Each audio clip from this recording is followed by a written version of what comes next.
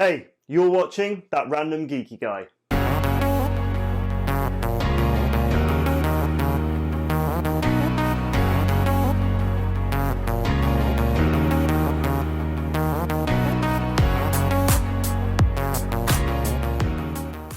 Hey all, thank you very much for joining me for this video.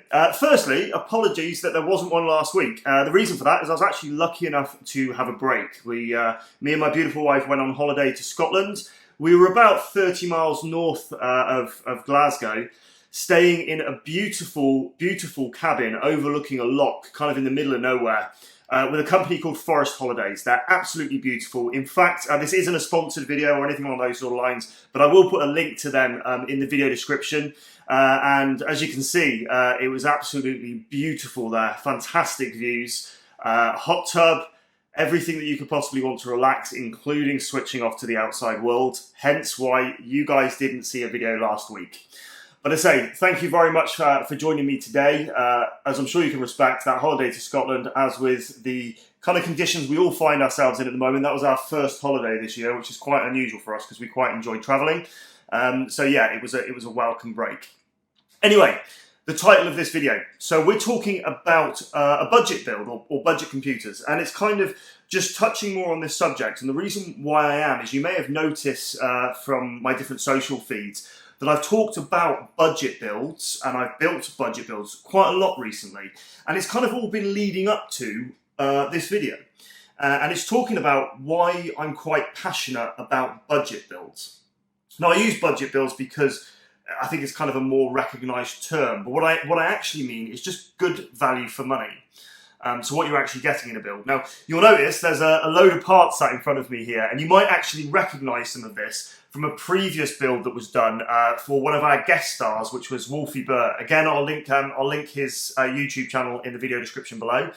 Now, when he very first got into PC gaming, I was kind of a big influence of that to kind of make it happen. He was really limited on space to have a gaming PC, and he wanted to move away from kind of the console generation because for him and for me and for many of us, it isn't actually just about gaming. It's actually about the excitement of building the PC, understanding it, playing with it, so on and so forth.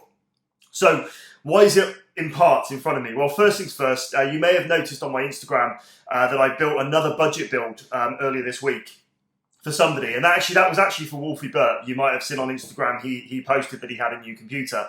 He's lucky enough to have more space, and as a result he could go to a traditional build, meaning that we could use higher spec parts without kind of worrying so much about heat and thermals and that. And that's what he did, so that made this thing redundant. And I thought to myself, what shall I do with it next? And actually, whilst this was a really exciting build, I think we learned some things along the way in terms of building it. And as a result, there's a certain few things that I would do better. So that's exactly what I'm doing. With this Flightcase PC, so if you haven't seen these before, some people call them briefcase PCs or a Flightcase PC. The idea is that it's a self-contained PC. Don't kind of confuse that with a laptop. The reason being is that this uses desktop grade parts and actually has a higher level, in my opinion, a higher level of upgrade path versus a laptop. And not only that as well, it's a custom build, which is kind of what we all enjoy doing. And again, like I said, you get more flexibility. Well, I say, whilst building this the first time round, from what I did there, I've actually learned some different ways that I prefer to do things ongoing. So there was a couple of, I guess, standout concerns for me. Number one was cable management. It's really difficult in this environment to have decent cable management because you don't really have any way of hiding the cables. You don't have you don't have a backplate to put things behind, so on and so forth. And actually, the top surface, as you'll see here in front of me, was acrylic, so you could see through and you could see everything. Now, with this Flightcase, we've got one power input on the far left-hand side here, and that then splits off into two 3-pin connectors. One goes to the PSU and one goes to the monitor, so everything, like I say, is self-contained. Now, first things first, that cable has a lot of excess cable on it because it's actually designed for a desktop setup. So one of the things I'm going to be doing is shortening that cable myself so that you have a lot less excess cable in the case. The other thing is just rigidity. Whilst this is quite strong, it's fine to be portable, I think with a bit more strengthening, it's going to have more life in it. In addition to that, I can also then adjust the layout of where all the items sit, again for better cable management. How we're going to be doing that is in the base of this, we're actually going to be putting a 6mm piece of ply perfectly to the shape of the case. And then through the bottom, we're going to have some rubberized feet to raise this up slightly, which then bolts through that piece. Then we can put motherboard standoffs into that and so on and so forth, and then complete the build. Now, I will be honest, that build isn't happening today in front of you, but I actually wanted to focus more on that subject of budget builds, or shall I say, good value builds. So the parts that are going into this is where you've got to understand what's important. And I think this is probably my advice that I'm giving to everybody, is when you're building your computer, or actually when you're planning your computer before that starts, think about what you actually need from the computer.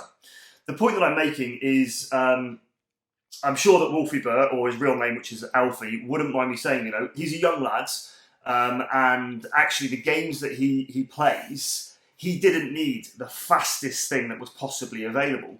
And that's never going to be a good value build for him because it doesn't suit his needs. Now, whilst he wants an upgrade path, hence going into that kind of normal traditional tower, because that might change in the future, when building this was actually ideal. So what you actually see here, so first things first, is you've got an ITX motherboard. So it's an Asus ITX motherboard. It's not all singing or dancing, but it certainly does the job. You've got a 3rd generation i5, which again, it's an old i5 processor, 16 gig of DDR3 RAM. Now, whilst the processor's got integrated graphics, the games that he was playing, that wouldn't have been suitable. So we have an older graphics card here, doesn't look that pretty, and it's a GTX 750 Ti. But again, perfectly capable for the games that he was playing. So to give you an example of that, he's playing CSGO, Minecraft, it will play GTA on kind of medium settings, it will play Rust on kind of low to medium settings, and again, it'll play things like Fortnite at medium settings. So the games that he was playing on this monitor here was perfectly fit for purpose in terms of this power. We've got a Crucial SSD. His actually was a Samsung SSD, but obviously that's gone into his new build. So this is just a replacement one to go into here. But it's no different than what was in there originally. So they are, in retrospect, they are budget parts, but they were fit for purpose in terms of what he was looking to build. If I kind of move on to the computer that I use, that I've kind of featured previously, I sit in front of you today being able to say I've got absolutely nothing stopping me from going out to buy a 3950X with an RTX 3090, well, apart from actually physically being able to get one, but if I could physically get one, financially it's not a concern.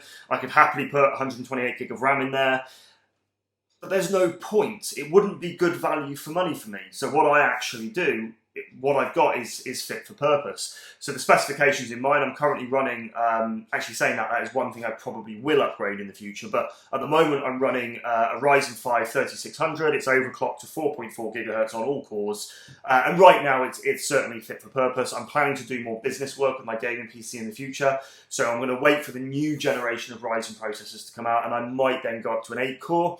Other than that, the rest of the system remains as is. I've got 32 gigabytes of high-speed DDR4 RAM. That is more than enough for what I need.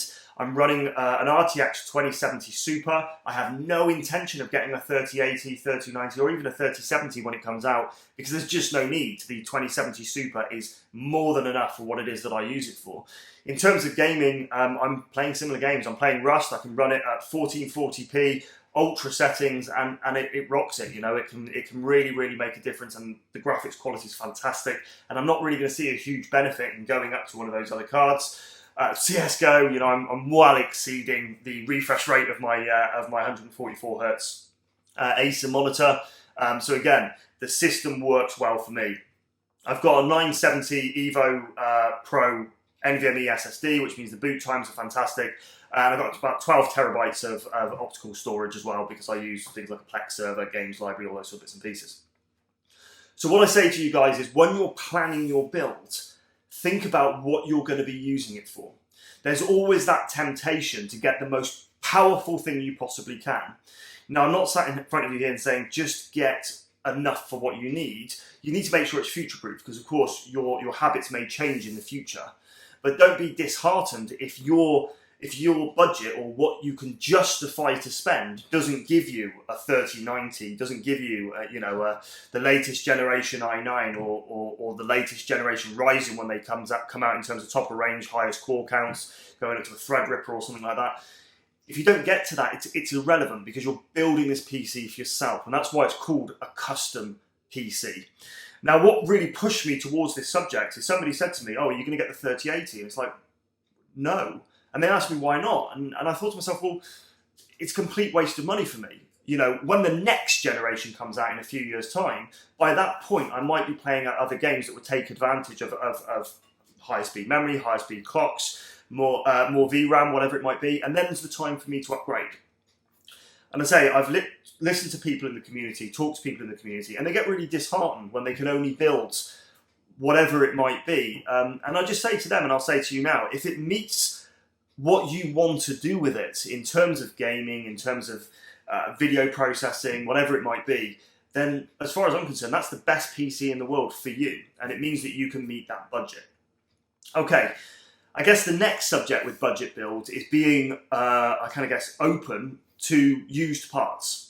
Now, there's certain used parts you're probably not going to go near, and I'm not going to sit in front of you and recommend that you go near. So I wouldn't recommend that you go near any form of data storage from a used capacity. I mean, some of you might not agree with me.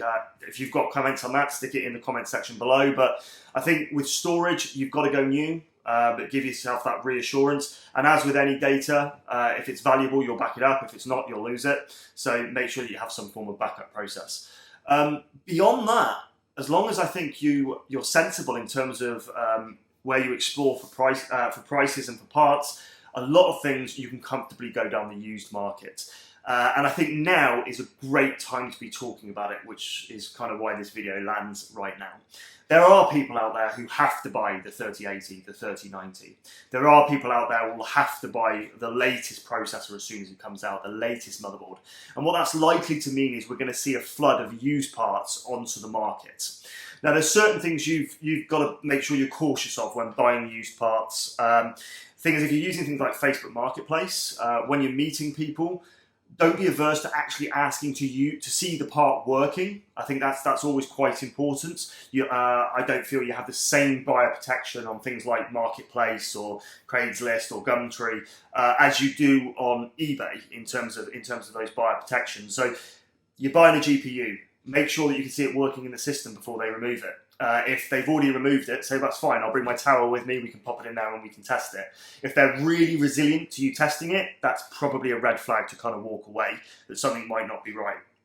Also, there's certain GPUs that you should probably really kind of do a bit of research in before you come to buy them. So one that comes to mind a lot is things like a GTX 1060. Now, there's a high possibility that might have been used for mining. So if you find a seller who's selling like 6 of them, that should set off kind of a red flag as well to say that, look, these have probably had quite a hard life to date. That isn't to say they aren't still going to work, but it could also mean that they don't have much longevity in them. So just be conscious of those sort of things.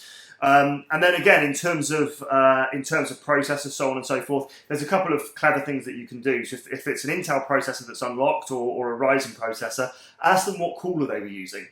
Because if they were using a really high-end beefy cooler, it might suggest it's already been overclocked. Again, that's not an issue. But if they're not saying it has been in the description, so on and so forth, ask the question. If it's been heavily overclocked, you might have some longevity issues. But on the whole, I find it's a fairly safe bet with processors. Motherboards, again, no real challenge. Just make sure you inspect them. Make sure if you can see that they're working. A couple of things to really watch out for. I mean, it's not an issue on an old board like this because, in all honesty, it doesn't have it.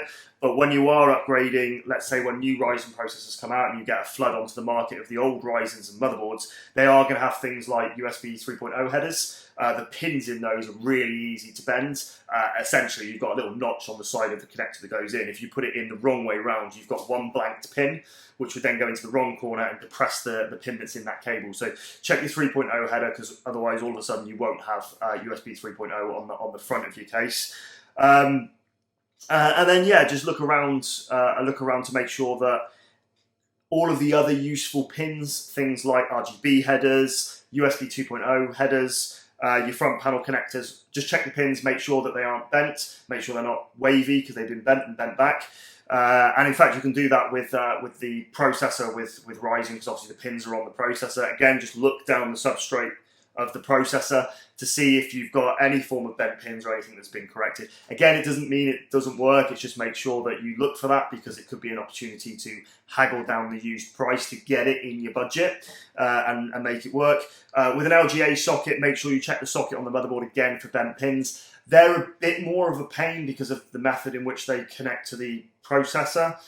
So my advice to you there is that if you've got a significant number of bent pins in there, it's probably time to walk away. If there's just one, then you want to see it working. You want to swap the memory into different channels to make sure you don't have a dead memory channel or something along those sort of lines. So don't hesitate to ask to see it working. Now, one other thing that I'm actually comfortable with, and some people in the community don't like the idea of, is used power supplies. I actually have no challenge with that whatsoever. As long as you test it, as long as it works, stick with a reputable brand. You shouldn't really have too much of a problem. And actually, you can make quite a significant saving, especially in the current market where actually we're finding PSU stocks generally are quite low.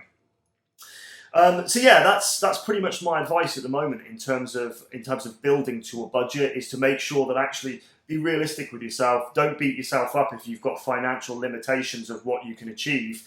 Essentially, if you achieve what you want to achieve within that financial limit, then that is the best PC in the world for you, because it's built as a custom for yourself. Going back to this case build, we are going to be, doing another video in the next couple of weeks about the rebuild of this with those few tweaks that we're talking about. Other than what I've already spoke about already, we've also got a Seagate power supply. Now, this is actually a kind of small form factor power supply. It's only 250 watts. And the reason being is obviously we've got a short depth to put it in. A normal SFX power supply will fit, but this was about a budget, so it's being cost effective. So this... Wolfie Bert has used this PC once it was built. He'd been using it for about 9 months with no issues whatsoever. And this came from a business that was liquidated, and they'd split apart servers and small PCs and got all the parts out to sell them. It was £7 and it works perfectly well. 250 watts is more than enough to power what you see here. And as a result, it was completely fit for purpose. So that will still be going straight back into the build as well. The monitor is a Dell monitor. Looks fairly normal for the front. Again, it's just from, it's a resold monitor from a business who were just clearing out. It's actually 75 Hertz, which is pretty cool. The only negative with this one, it's not 1080p, which is a shame. It's only just under, it goes to a 900 resolution. But I say it is perfectly fine in terms of entry-level gaming. The only modification to this, to go into this case, is the plastic rear panel has been removed. It removes about 8 to 10 millimeters of depth to the monitor, which means that actually when it fits into the top here, it's just bolted through on the VESA mount on the back, that it actually can close with the monitor in and everything else in there, and it all kind of fits together quite well. But like I said, please make sure, if you're not already, hit that subscribe button, maybe tick the bell as well so you're notified of future videos, and there will be a rebuild of this as well. The only last thing from this that kind of takes away from a normal build is having to use one of these. So if you're not familiar with one of these, this is a riser cable. So essentially this plugs into your PCIe slot on here to extend the GPU away from the motherboard, because essentially this can't go straight down into the motherboard because it won't fit into the case. So it goes onto the riser so that it can sit flat like so.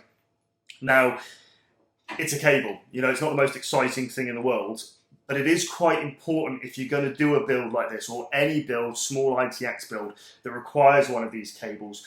Don't skimp on it. Make sure you get a decent quality. We made that mistake. We brought a cheap one to begin with, focused on that budget, and you just get artifacting. It's just not good quality. They tend not to be isolated as well. So this is a really good high quality cable. I forget the name of the brand, but it's one of the most common ones. I'll research it after and I'll stick it in the comment section below, the description below, so that if you need to buy something like this for yours, you know what to go for. This one has been an absolute dream, and obviously it'll be going into the new build as well. So yeah, look out for that video in the future. I can't wait to get this all put back together. and then I'll do a feature video of it, and it will probably be sold off into my local community. If you've got any questions, like I said before, about budget building, how to make sure that you're getting the best value for money, so on and so forth, stick it in the comment section below. I'll try and reply. If not, I'm sure the community will as well. If you like this video, give it a thumbs up. If you dislike it, thumbs down. Any form of feedback is welcomed. So yeah, stick that in the comment section below as well. Other than that, thank you very much for dropping in for this video, and I shall see you next time.